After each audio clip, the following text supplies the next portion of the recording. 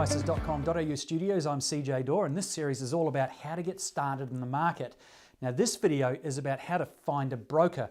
Now it's somewhat of a checklist, things you'll need to know and define to help you move forward and sort out exactly who you are in the investment space. And from there, we'll move to our next video, which is the type of broker. But let's find a broker first.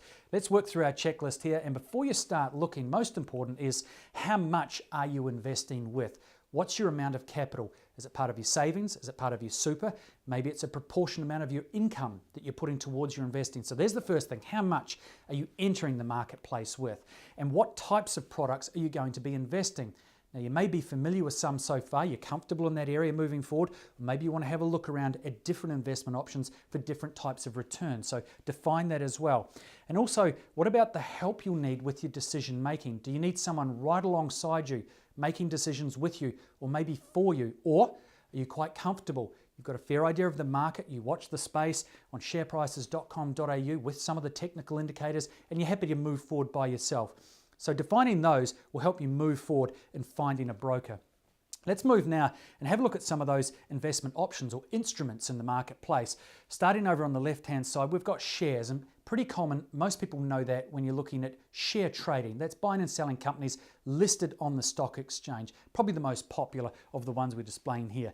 Then we've got options, and that's for people who do own shares, but also want to look at an extra option of making a little bit more income on them over ahead of the dividends and the price rises you might be getting if you're looking at going long or buying into things. Now we've got foreign exchange as well, and just abbreviated down to 4X. Just a little bit of foreign, a little bit of exchange gets to 4X, or simply FX, you may have heard it called as well.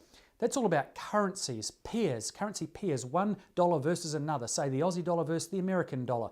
Now if you've travelled overseas, that's probably the most basic form of introduction to currency trading or FX, foreign exchange. You're always looking at what's our dollar going to be worth when we land on foreign soil. So that's an interesting way of getting used to what foreign exchange or currency trading is all about. On the second line, we've got futures. So we're talking about buying futures contracts. So we're speculating or hedging on a tradable commodity for the price in future, and that could be oil, it could be gold, it could be something like wheat, it could be copper, maybe something like feeder cattle. So that's what the futures market is all about. Or we've got bonds, treasury bonds, government bonds, T-bonds they're called as well, 5-year, 10-year, 20-year bonds, where you invest into an institution and they give you a rate of return over a specified amount of time. There's something else, quite a safe traditional investment with bonds.